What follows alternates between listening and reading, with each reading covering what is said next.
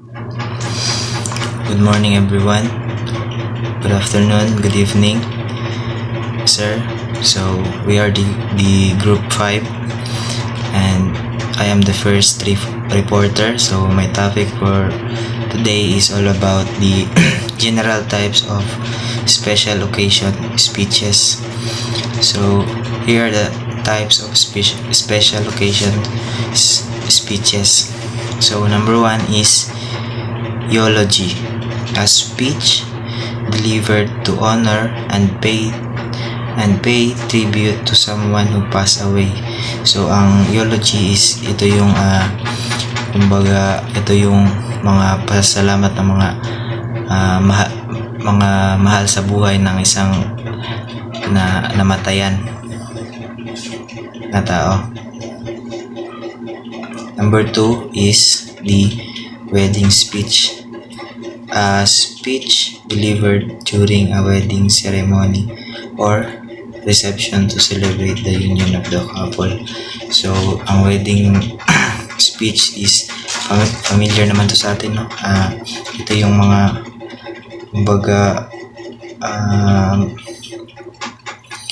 sineselebrate nito yung ng couple, kung saan sila nakarating ngayon sa kanilang buhay. The next is awards speech. So a speech delivered to accept an award or honor, often expressing gratitude and appreciation. So same lang dito na sa awards, familiar din tayo nito. Ito yung binibigyan tayo ng certificate of appreciation, tulad nung mga Deanlister, mga awards na ganun. Then next is the graduation speech, a speech delivered to commemorate a graduation ceremony, often inspiring and motivating graduates. So graduation speech, ito yung binibigyan ng advice or motivation yung mga na gumagraduate para sa kanilang future. Then number 5 is farewell speech, a speech delivered to bid farewell to a person, group, or organization, often expressing appreciation and well wishes. Farewell speech naman is kumbaga nagpapasalamat ka dahil sa taong mahal, sa taong importante sa iyo, or yung mga kaibigan mo sa work. Yan lang.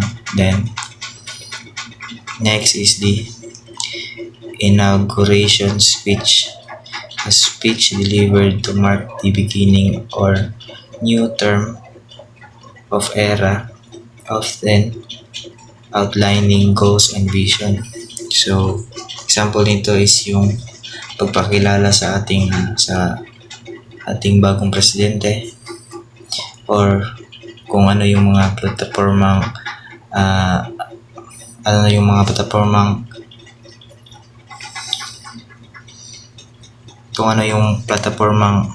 plano niya, kasi sinabi mo nito is the beginning of new era. Kumbaga kung ano yung may imbag niya sa ating bansa, anong mga solusyon na gawin niya. 7 is the roast speech, a light-hearted and humorous speech delivered to poke fun at someone in a playful way. So fun, example ito is yung standing comedian, yung mga nagpapatawa sa bar, yung mga ganun. Then 8 is the tribute speech, a speech delivered to honor and celebrate someone's achievement or tribute speech. Yun nga sabi dito is honor and celebrate. So meaning sineselebrate nila yung success na nagawa ng isang tao or groups. Then last, number 9 is the retirement speech. A speech to deliver to mark the end of a person's career, often passing on their experiences and accomplishments. So retirement speech is yung pag-aalis na sila sa kanilang sa mga trabaho nila. So kumbaga retirement speech sila sa pamamagitan ng kung gaano kaganda yung buhay niya dito. Example, sa school, tapos nag-retire ka, mag-speech ka na ng kung ano yung mga magagandang na alaala na mo sa school na yun. Yun lang po. Thank you.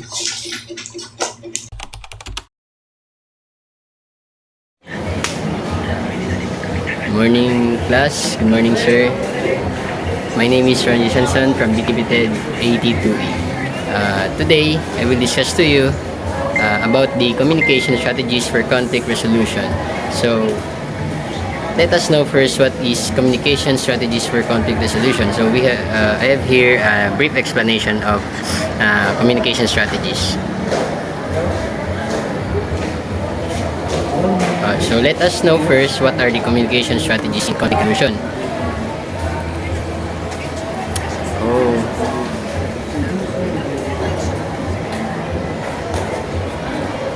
Nako.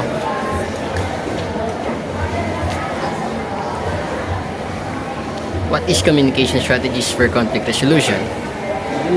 It is effective communication and crucial for resolving conflict strategies like active listening, empathy, assertive communication, and problem-solving techniques can help individuals and team navigate disagreements constructively. So basically, or technically, it helps to us to understand each other, that there are no disagreements may have also.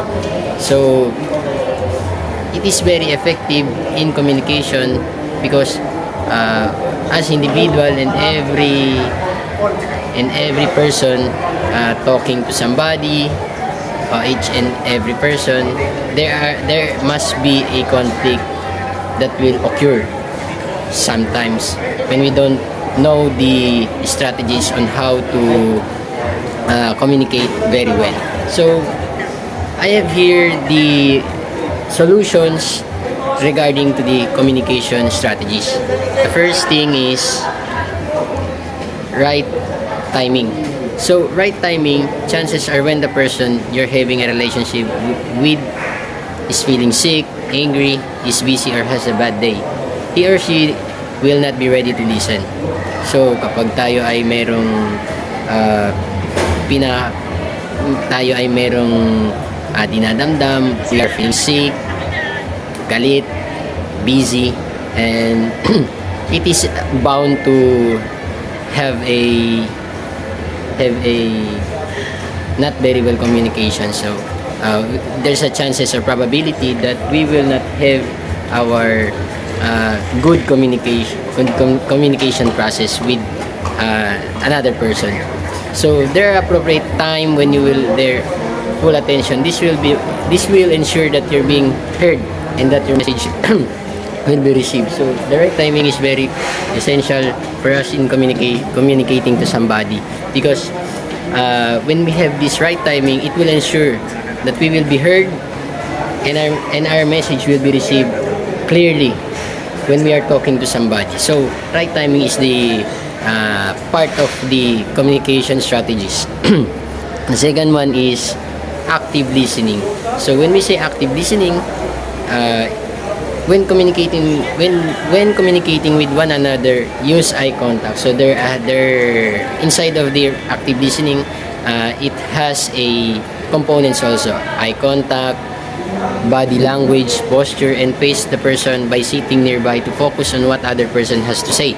So we have to focus on the other person when they talking, with regardless with their regardless of their posture. Now, this is done without interruption, fidgeting or looking around the room. Active listening is respectful. It adds values to the person being heard. So when we say active listening, we are going to listen carefully, respectfully when somebody's talking to us. That's the part of the active listening that we will done or we will have when we apply to this to ourselves also. So practice paraphrasing what has been said and the person has stopped talking. With practice, active listening becomes easier. So when we say active listening, when we practice this, we are bound to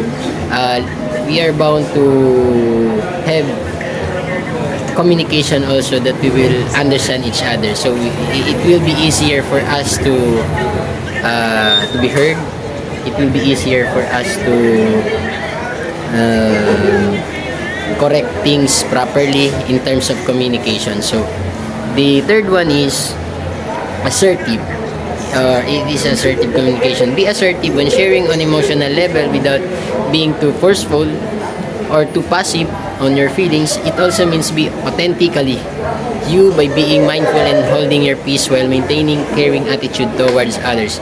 Make eye contact, admit your faults, and take responsibility. Do not belittle the other person. So when we say assertive, it is being too passive to your feelings. It's also meant authentically by being mindful. So being mindful, we have to say, we have to maintain our caring attitudes when we communicate to others. In order to do this, make eye contact, admit your own faults, take responsibility. What have you been done? Now, the fourth one is empathy. So empathy and understanding. Now, empathy and understanding, try to see the situation from the person's perspective and understand their feelings and motivation. So we have to understand their perspective, what they are feel, and their motivations. So it can help de-escalate the conflict and build trust. So if we have empathy, it will de-escalate the conflict in communications, and it will build trust also when we use this empathy. So it is very important, significant to understand, to know, because it will be guided to you when we communicate to someone. So the next is problem-solving technique. Problem-solving techniques work together to identify the root cause of the conflict and brainstorm solution that address everyone's needs and concerns. This involves focusing on the issue rather than the person. So problem-solving techniques, when we say problem-solving techniques itself, so we have the solving solutions. When solving solutions of the conflict to brainstorm the solution that address everyone's needs and concerns. So that address everyone's needs and concerns, it is very needed that will be addressed, because problem solving is very needed, because everyone has a difficulty in communications. So these strategies will help to us to provide a solving solution. So when we say solving techniques, it address everyone's needs and concerns. The next thing is seeking common grounds.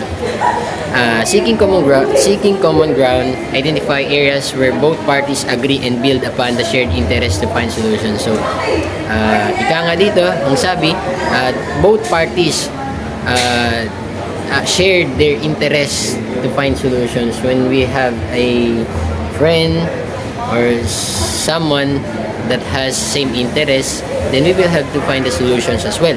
So it can help in the essence of collaboration and cooperation. So when we say collaboration, cooperation, it has part of the communication process. When we talking to someone, with a seeking common ground. So from the world, it's a seeking common ground. So in the essence of collaboration and cooperation. So another, seeking third-party facilitations in the conflict, complex or emotional. So when we are talking emotional or has a conflict communication, we have to find a neutral third party to help facilitate the problems, the conversation, and guide us. So it has to be neutral from the third party. So they will have a helpful situations in terms of conversation when we have a conflict conversation. So it is very important also to have a neutral third party. So the last one is, by utilizing these communication strategies, individuals can effectively address conflicts, improve communication, and build stronger relationships. So those I've mentioned about the communication strategies. This is very essential and really effectively to address the conflicts, to help the communications and build stronger relationships. So in terms of communication, it is very essentially to adapt, to know, to experience about the strategies, because it is really we can address the conflict, we can find solutions and more. So it has to be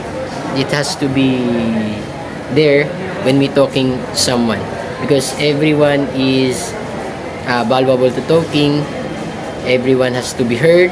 Everyone has to be address their thoughts and feelings. So we have to value the communications process. So again, those communicating strategies are very essential to know. So that is from my part of the reporting. Thank you and goodbye.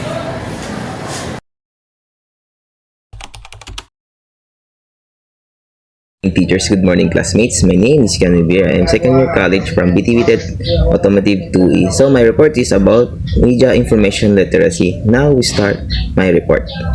Information literacy, MIL, is the ability to critical, access, and analyze, evaluate, and create media information. Its meaningful way it encompasses the skills and knowledge needed to navigate the digital world, understand media message, and participate in responsible and informed manner. 5 importance of MIL or media information literacy. First is combating misinformation. In an era of increasing misinformation and disinformation, MIL helps individuals identify and avoid false information or misleading information. So, dito, malalaman natin kung paano natin i-avoid yung mga misinformation and disinformation sa media. For example, yung mga fake news sa mga FB, mga news, nagkakaroon yan sila ng mga misinformation. Kaya, need natin ng MIL para ma-avoid natin mga fake news sa mga media. Then, ito na yung nag-help sa atin para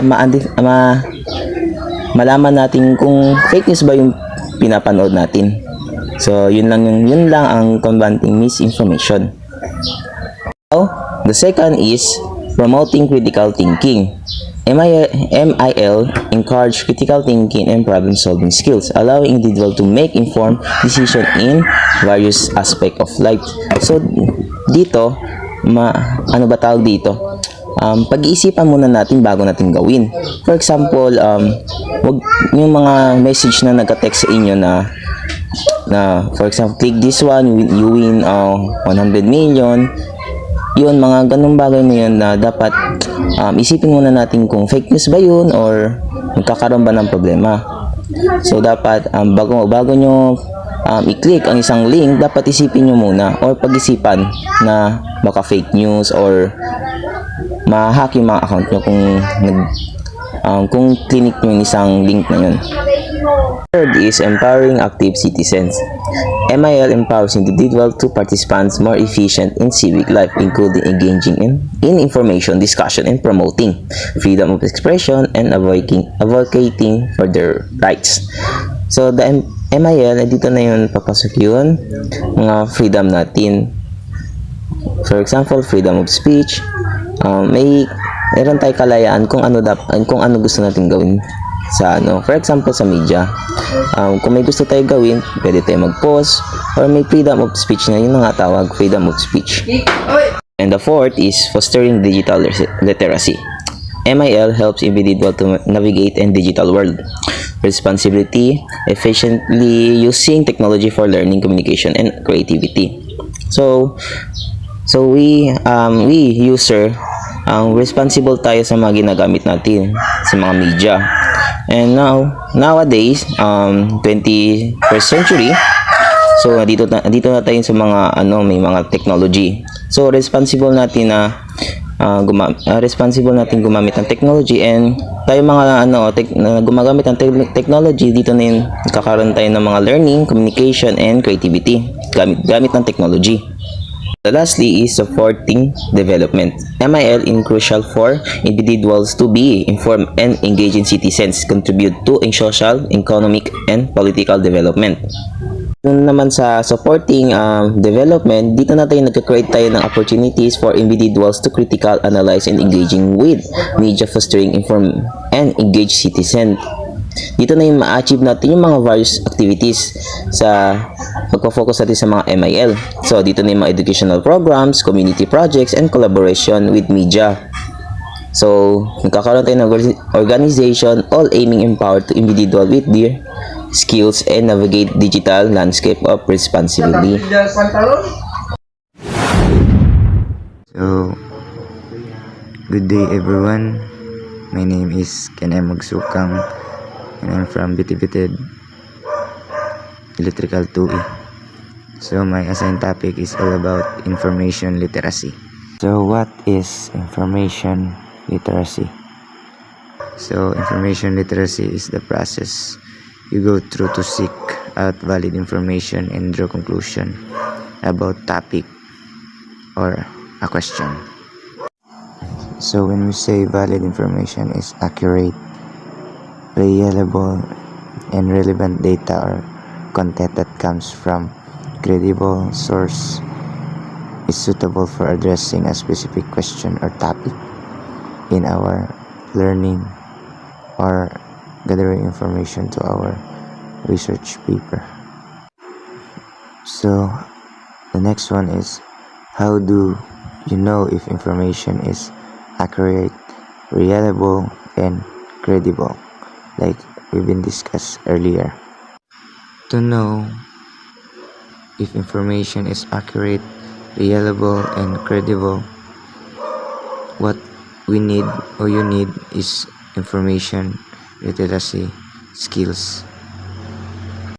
So we have 4 types of information literacy skills. So information literacy skills is a set of skills needed to find information, retrieve information, evaluate information, use information, so that these skills will help or can help us or you handle information overload.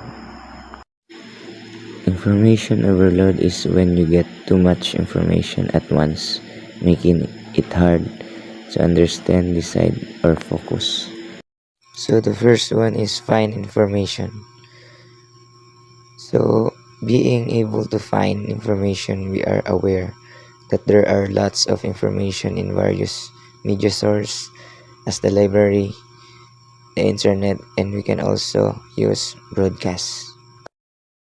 Retrieve information. The second one skill is retrieve information refers to the process of accessing and obtaining information from a storage location such as database, file, or memory. So the third skills are evaluate information. Evaluate information is our responsibility to assess data, meaning to evaluate data and to evaluate the source of the information, whether it provides factual information or not. So the last one is use information. So using information ethically. So when we say ethically, is truth, fact, and honest. So the site sources properly credits the original authors of information used in your work. So use informations are avoid plagiarism. Ensure you don't present someone else's work as your own. So for the skills, use information. So use information for its intended purposes. Don't misuse or distort information for unethical gain. So once you develop information literacy skills that we've been discussed, you will know how to find reliable and relevant information.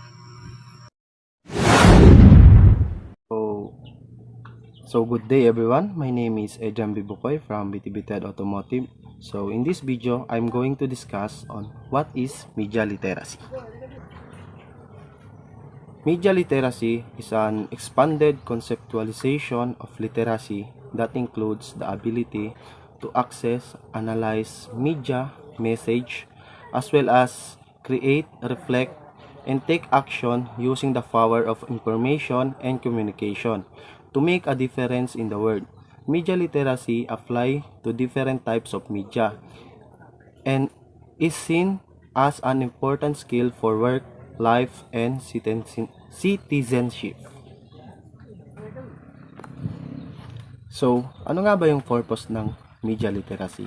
Yung purpose ng media literacy is to empower individuals to be a critical thinker at maging responsable sa paggamit ng media, and also this means developing the skills to analyze media message, evaluate information resources, understand media influence, create media responsible, and become active and informed citizen. So, ang media literacy ay mahalaga upang hindi tayo basta-basta maniniwala sa kung anong nakikita natin, nababasa natin through media. Ano-ano nga bang example ng media? The radio, TV, newspaper. Like for example, may nilabas sa news na may isang kandidato ay nagbo-vote buying. Dito, papasok yung pagiging critical thinker mo. Pag media literate ka, hindi ka basta-basta niwala na lang na sa kung ano ang nakita mo sa news. Maghahanap ka ngayon ng ibang resources kung totoo ba yung binalita sa news o paninira lang ng kanyang kalaban sa eleksyon. So, kaya mahalaga ang media literacy, nagiging critical thinker ka. Dahil sa media literacy, pag media illiterate ka, syempre basta-basta ka na lang maniniwala sa kung anong napapanood mo, nakikita mo, or nababasa mo. Kaya mahalaga pag media literate ka. So, examples of media literacy include reflecting on one's media choice, identifying sponsored content, recognizing stereotype, analyzing propaganda, and discussing the benefits. Risk and harm of media use, critical analysis skills can be developed through practice like constructivism, media decoding, and lateral reading, which entails looking at multiple perspectives in assessing the quality of particular piece. So, bakit nga ba kailangan natin ng media literacy education? Yung media literacy education, yung isang example dito, upang maging aware tayo sa media influence. Like for example, may nilabas na bagong commercial ng bagong cellphone, tapos yung endorser isang artista, tapos sa commercial na pinapakita nila is puro positive lang. Yung pinapakita nila tulad ng maganda ang camera, mataas ang storage, tapos maganda ang maganda ito gamitin pang gaming. So dito na papasok si media literacy. Pag literate ka, alam mo na marketing strategy lang 'yon. Yung nag-endorse artista, tapos puro positive lang yung nasa commercial. So hindi nila sinasabi yung mga possible issue ng cellphone na nilabas nila. Pag media literate ka, hindi mo basta-basta bibilhin yung cellphone na nakita mo sa commercial.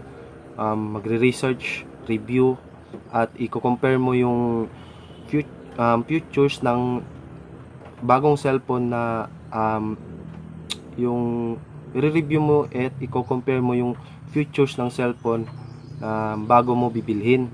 Kung media illiterate ka, syempre bibilhin mo na lang yung cellphone na nakita mo sa commercial kasi artista yung nag-endorse, tapos puro positive yung pinapakita. Kaya mahalaga. So tandaan nyo na mahalaga ang media literacy upang maging aware tayo sa kung anong napapanood, naririnig at nakikita natin sa media, at maging disiplinado tayo sa paggamit ng media. So that's all about my report. So thank you. Hello everyone, my name is Raydan D. Mansueto and I am here to discuss about technology literacy. What is technology literacy? Technology literacy refers to the ability to effectively and responsibly use technology tools. This talks about the basic skills when using technology device, example, phones, computers, laptops. You must know how to operate these devices. How to type, how to call, just basic skills. And also to responsibly use this technology, these devices, so that it will not easily break. Okay, so next is more than just knowing how to use a device. It's about understanding its impact. So when using technology device, especially when connecting to other people using social media, you must what your actions are can be seen to many people. Example, you want to share some information that you receive, you must first validate your information if it is true, if it is correct, because there are thousands, hundreds of people there that may be able to read your content, and if your information is incorrect, many people will criticize you, and this will have a negative impact to you. Next, it involves critical thinking, problem solving, and digital citizenship. Critical thinking, this example, let's say you've read about a content uh, that says this specific person is like this, like that. Then later on, you've read another content from other people, or other page that opposes to that information you've read. Now, to verify the validity of the content, you must think critically and search for the information that connects to this uh, contents, and not just because you've read it first to this person, to this page, you will believe that this information is the correct, is the true information about this person. So next is essential for participation in modern society and the workforce. In this world, in this generation, that technology is very important to this generation, because um everywhere you go, either you go to school, to work, even in the house, people use technology, cell phones, gadgets, laptops, computers. So um this is essential for connecting to people nowadays, and also in the workforce, in the if you apply to job, um technical skills is very important to these employers.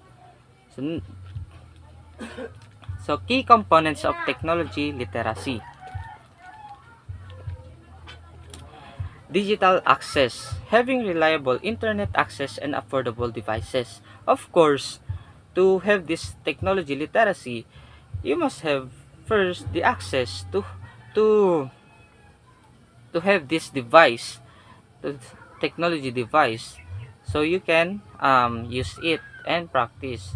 So also, in connecting to social platforms, you really need internet access, because without it you cannot connect to people.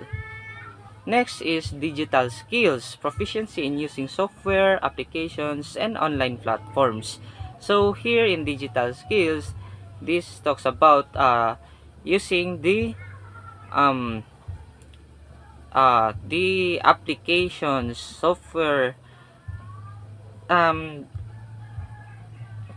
meaning using the example apps like Facebook, um, when going online class, use the Google Meet, you know, to use specific apps for specific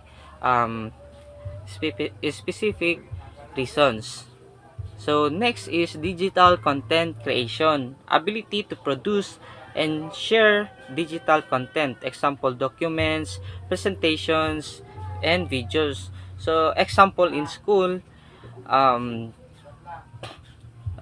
you must have these basic skills to create a presentation, a PowerPoint, to effectively um, report uh, your topics to the class when you are tasked to report. So we must have uh, this ability to create.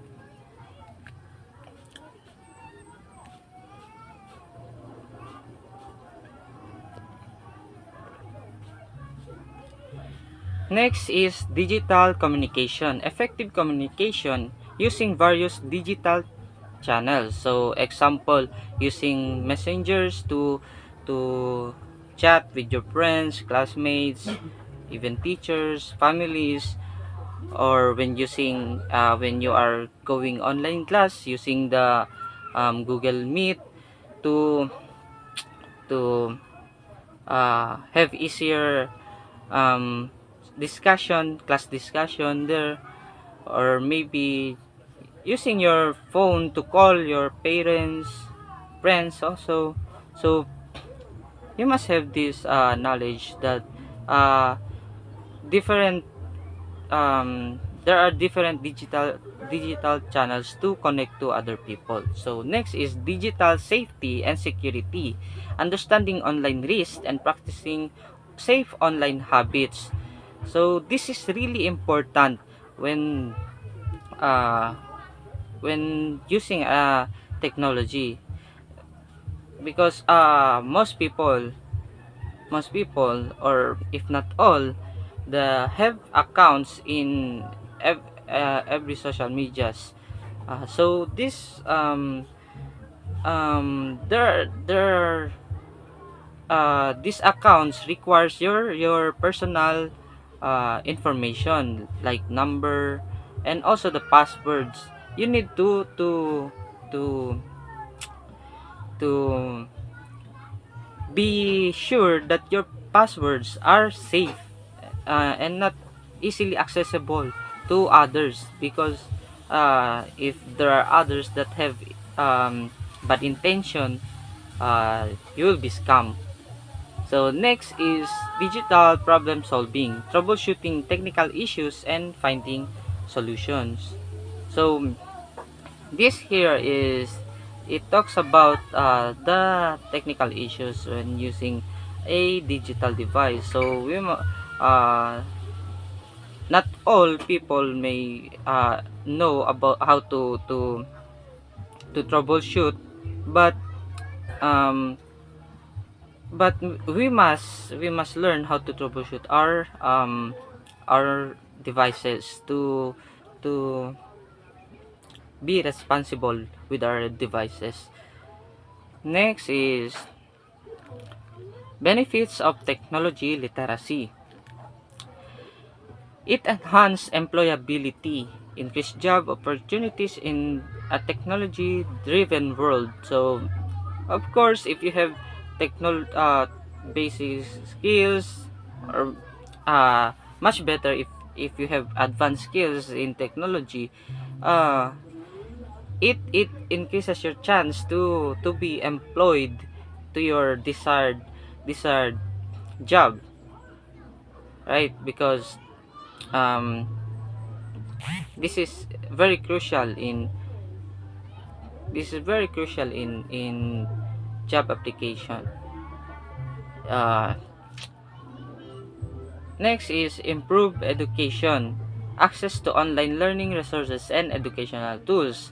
So most students will relate to this because in traditional ways, if you want to do your homeworks or assignments, uh, what what what you need to do is first go to the library and search for that specific topic there.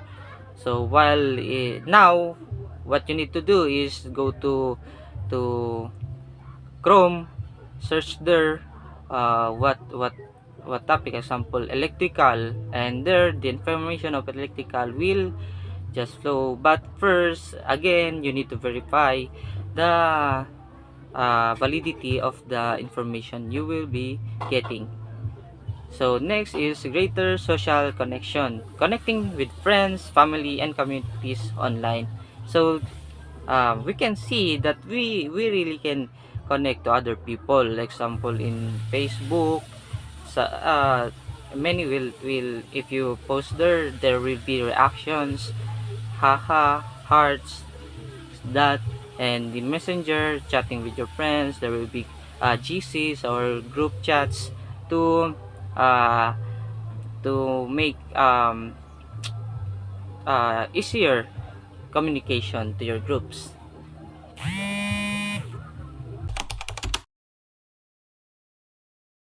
Morning, teachers. My name is Eril J. Agustin Abante, and I'm going to tackle about ethics in communication.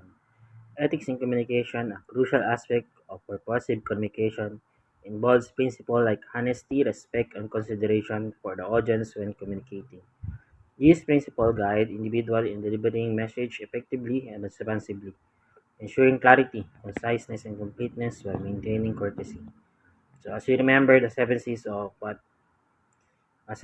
communication, what Sir LJ taught us last time.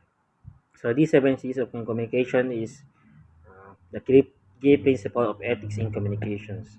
So first is truthfulness. Being truthful and honest is fundamental to ethical communication. This includes avoiding misinformation and misrepresentation. Second, respect. Showing respect for the audience, their ideas and feelings is essential. This includes active listening and speaking non-judgmentally. So, when others are talking to us or sharing information to us, or when we are trying to make others, we need to be truthful and honest in what we are trying to relate to them. And also, it's very impact that we are listening to them, active listening to them, while they are talking to us or sharing their ideas without judgment. And third is being consideration. Thinking about the audience perspective, their prepared communication style, and their needs when crafting and delivering their message. So there are many ways of communication style, or there are many communication styles that people use to deliver their message. So we need to consider that in what they are prepared.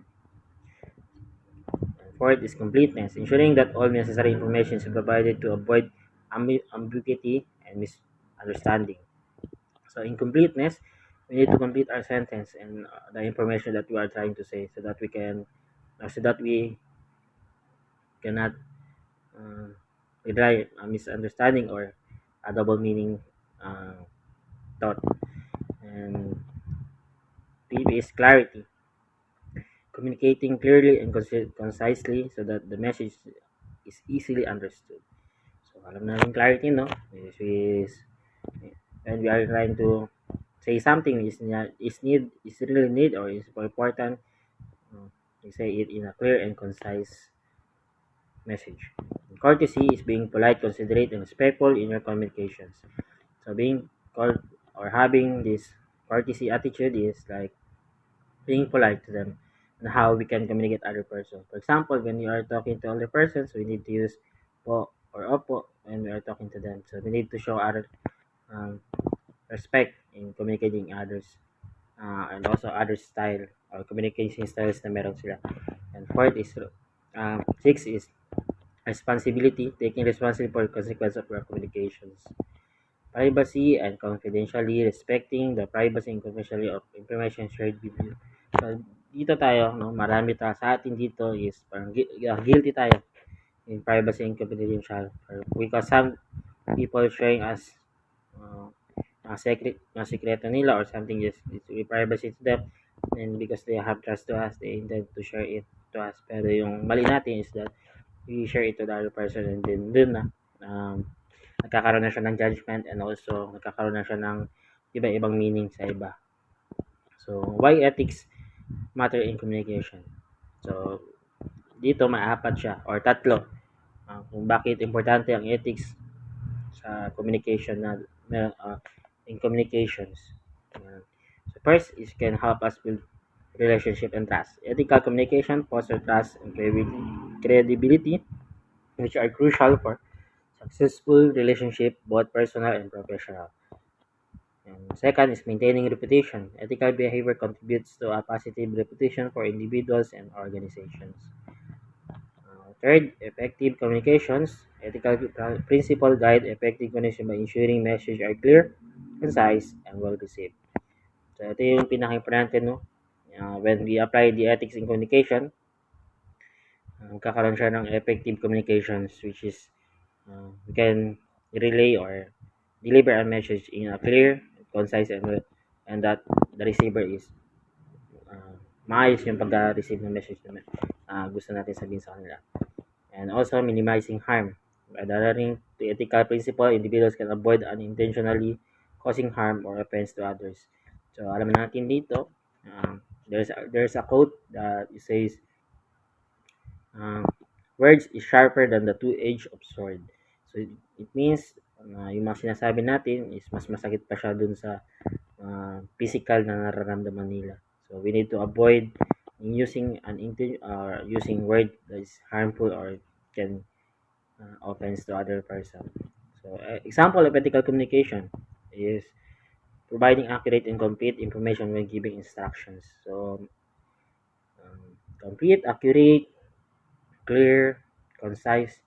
So we need to have those principles na para yung mga instructions or mga message na gusto natin sabihin is clear siya, or that we can give it accurately. And second is acknowledging the source of information when quoting or paraphrasing.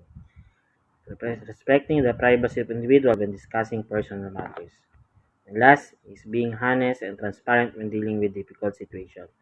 So this ethics in communications is very important because it can help us to be more professional in a way of communicating other professional in way of communicating other person, and also this help us to be more become a manhood, because when we talk to them with respect, clear, concise, and or these ethics in communications, it tells us that we are matured enough in communicating.